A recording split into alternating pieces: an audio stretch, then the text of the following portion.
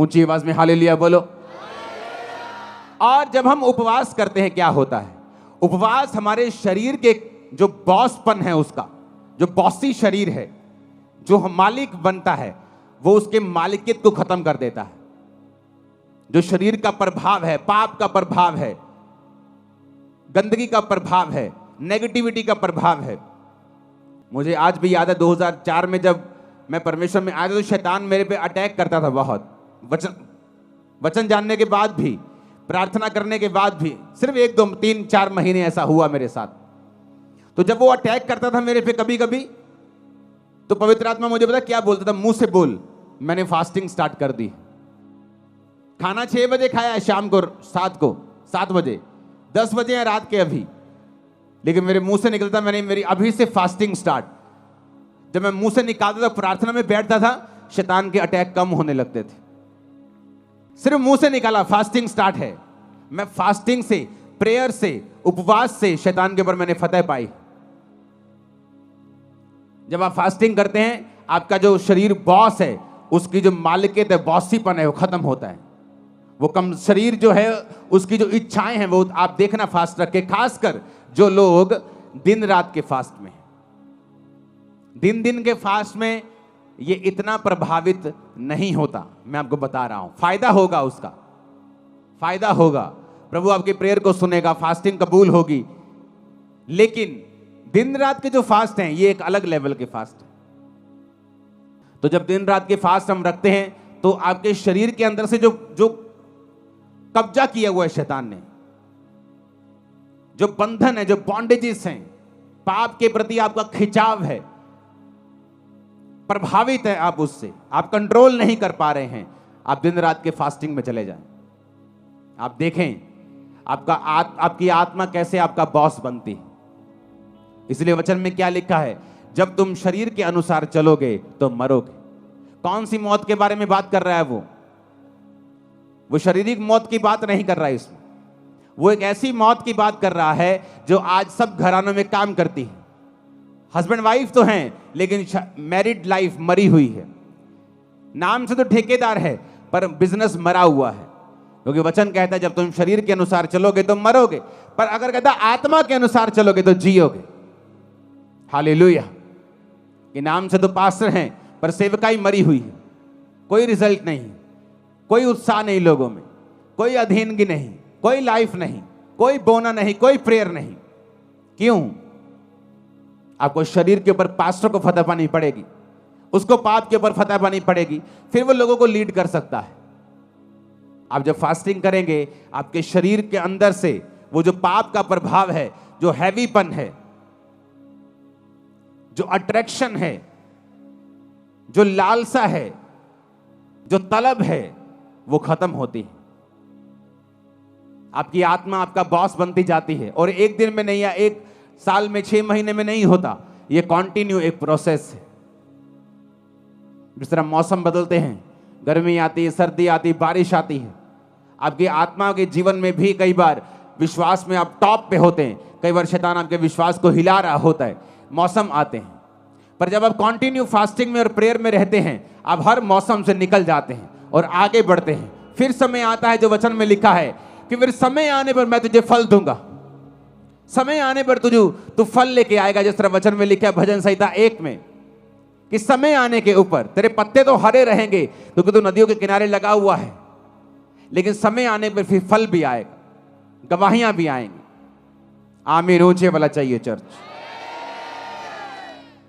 अपने पड़ोसी को बोलो, जो कोई अपने आप को इनसे शुद्ध करेगा वो आदर का बर्तन ठहरेगा और स्वामी के काम आएगा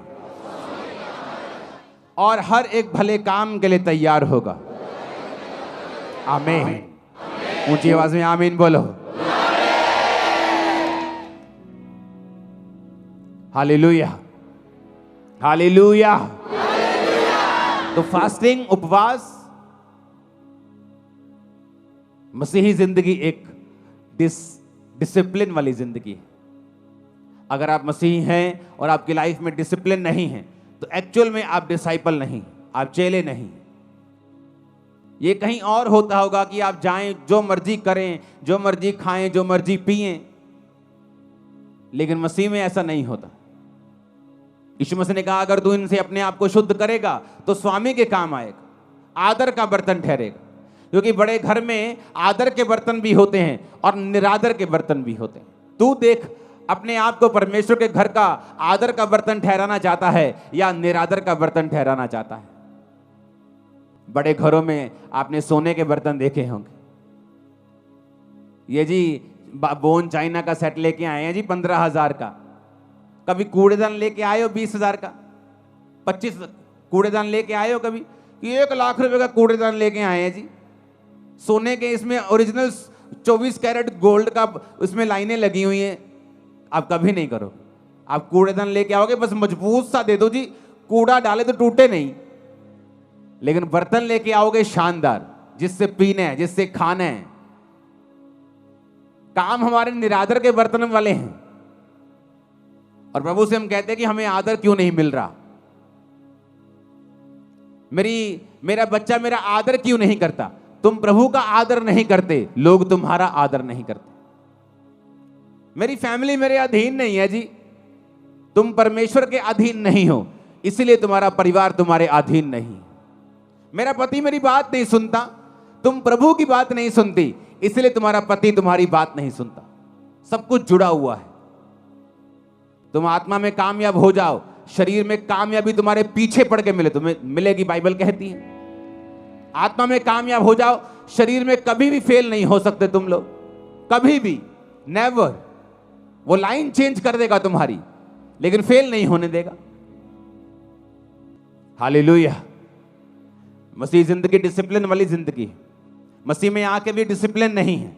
अगर उन्हीं चौकों में खड़े होकर लड़कियों को छेड़ना है, अगर वैसे ही काम करने, वैसे ही मोबाइल चलाने, उन्हीं ब्लॉगर्स की तरह वैसे ही ब्लॉग बनाने और गालियां निकालनी है, अपने आप को क्रिश्चियन बोलना छोड़ दो। तुम उन लोगों की तरह नहीं हो जो लोग सुनते हैं संसारिक और शारीरिक गाने। मैंने क्रिश्चियन लोगों की शादियों में बजते हुए देखे हैं गाने, शराब के गाने, कोट कोट पिला देखो, शराब के गाने क्रिश्चियन लोगों की शादियों में। इमेजिन करो कैसी बरकत परमेश्वर देगा उन्हें। सोचो, जहां बरकत होनी चाहिए, जहां प्रभु की प्रेजेंस होनी चाहिए कि एक जोड़ा सदा के लिए मिल रहा है, वहां पे खुदा की अगर प्रेजेंस होगी तो उनकी लाइफ में बरकत आएगी और वहां शैतान की प्रेजेंस होती है। आप किस चीज से सुनते हैं बताओ? उस अंग का नाम क्या है? बोलो। कान से? कहां है कान? ये कान नहीं, इससे नहीं सुनते आप, मालूम है कि नहीं? इससे सुनते हो आप?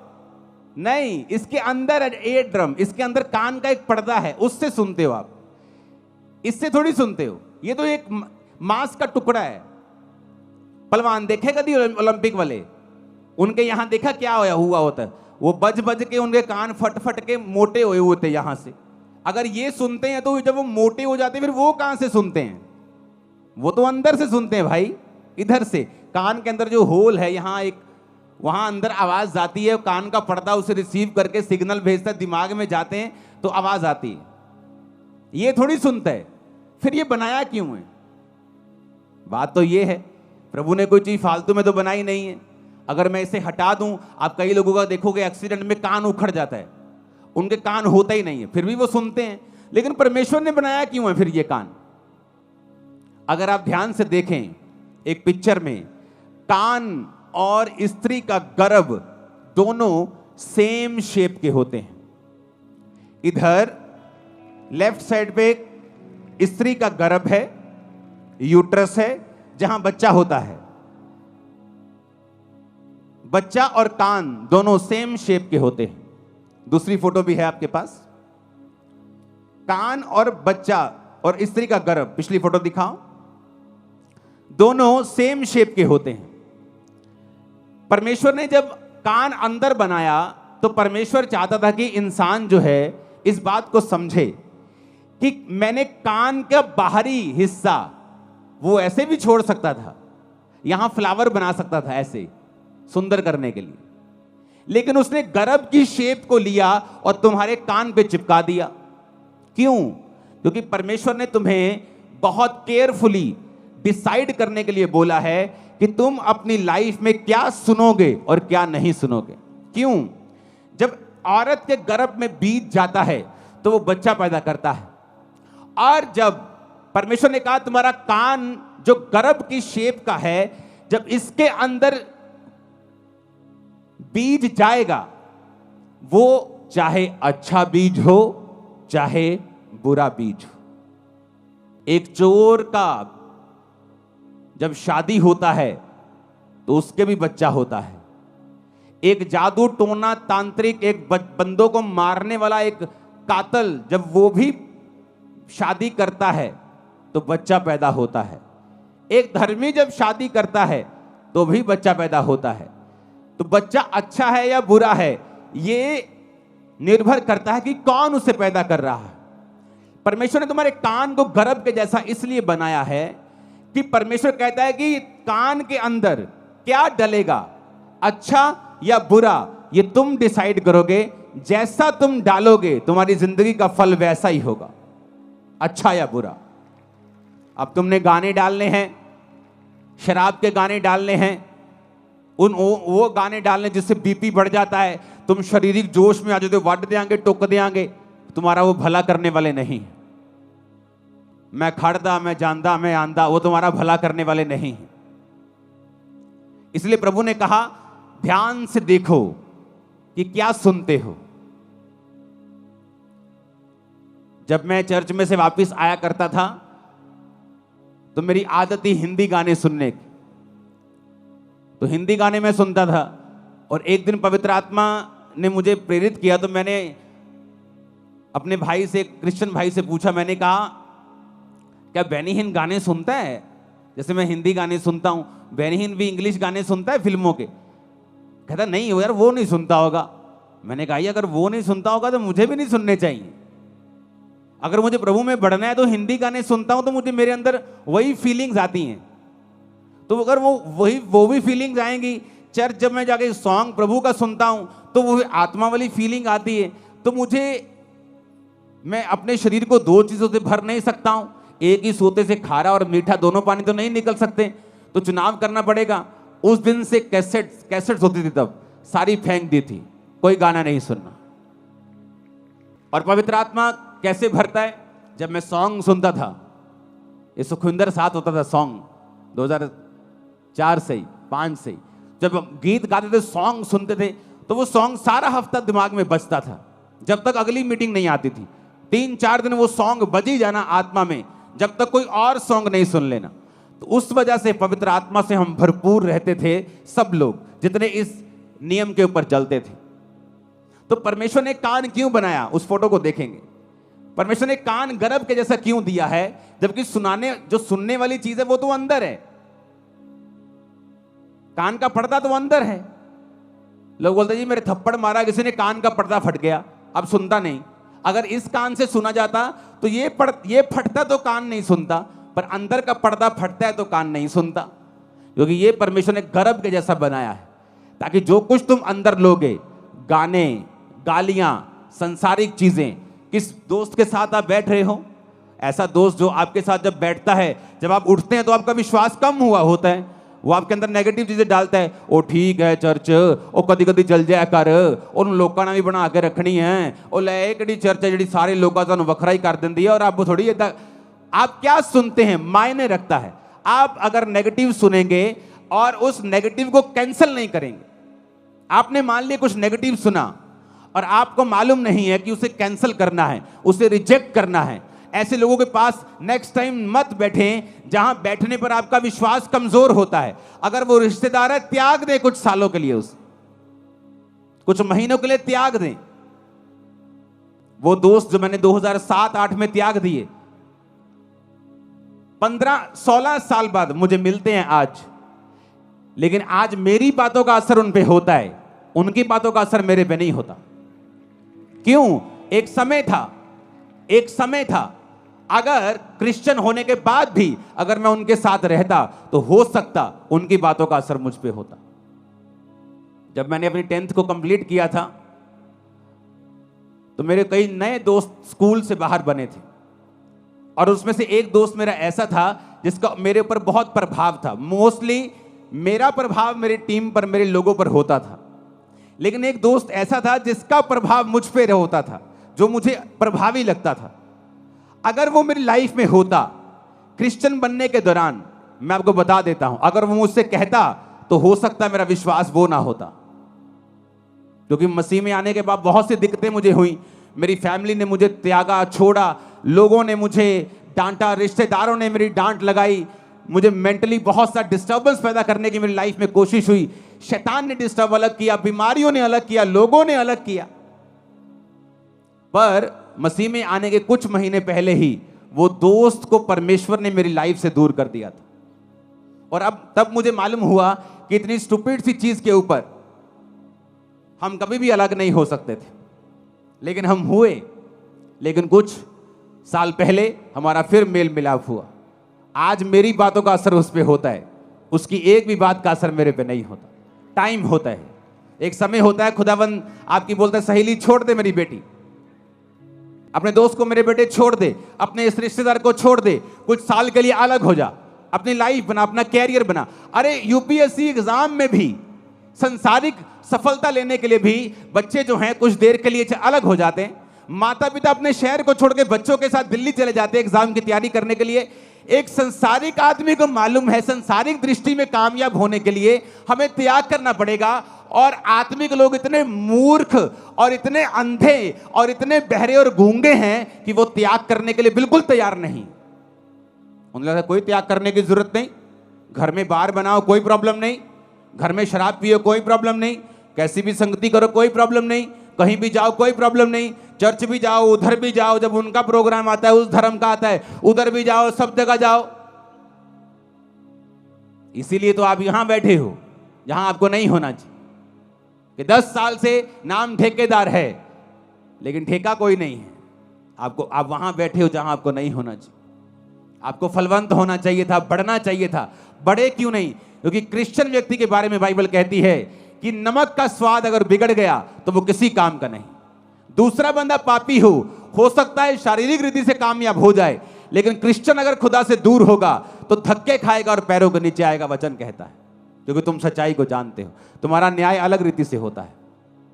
दूसरा गाने सुन के कामयाब हो सकता है, संसारिक दृष्टि से, आत्मिक दृष्टि से वो भी एक नाकामयाब व्यक्ति है, लेकिन तुम शारीरिक और मानसिक और आत्मिक सब दृष्टि में नाकामयाब हो सकते हो, क्योंकि तुम्हारा न्याय अलग रीति से होता है। तुम प्रभु के लोग हो, तुम वचन जानते हो, सच्चाई जानते हो, तुम जानते हो तुम उजाले में हो, तुमने उजाले का स्वाद चखा है, तुम परमेश्वर को जानते हो।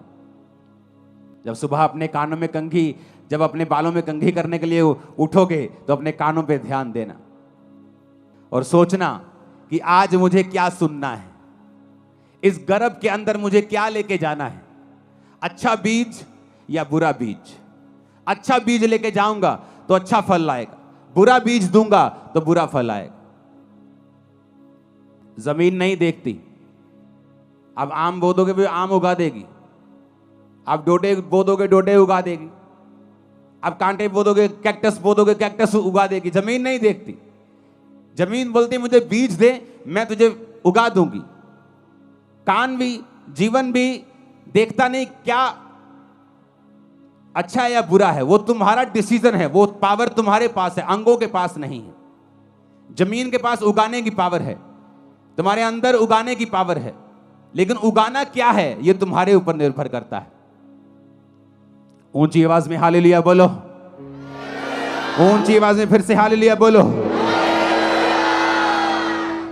बाइबल कहती अवसर को बहुमूल्य समझो और देखो तुम्हारे अंदर क्या जाना चाहिए, अच्छा या बुरा। अपने हाथों को उठाओ। सबको जय मसीह की। मैं जतिन बब्बर और आप देख रहे हैं मसीह परिवार चैनल। जैसे कि आप सब जानते हैं कि मैं इस चैनल पे प्रभु के अलग अलग दासों की वीडियोस डालता हूं, तो अगर आपको हमारा चैनल अच्छा लगता है तो आप इस चैनल को ज़्यादा से ज़्यादा सब्सक्राइब जरूर करें, ताकि आप प्रभु के वचन को सुन सके। वीडियोस को ज़्यादा से ज़्यादा शेयर करें ताकि जिन लोगों तक वचन नहीं पहुंचा उन तक भी वचन पहुंच सके। सबको जय मसीह की। एक बार मैं आपसे दोबारा कहूँगा कि इस चैनल को सब्सक्राइब जरूर करें और वीडियोस को ज़्यादा से ज़्यादा शेयर करें। जय मसीह की।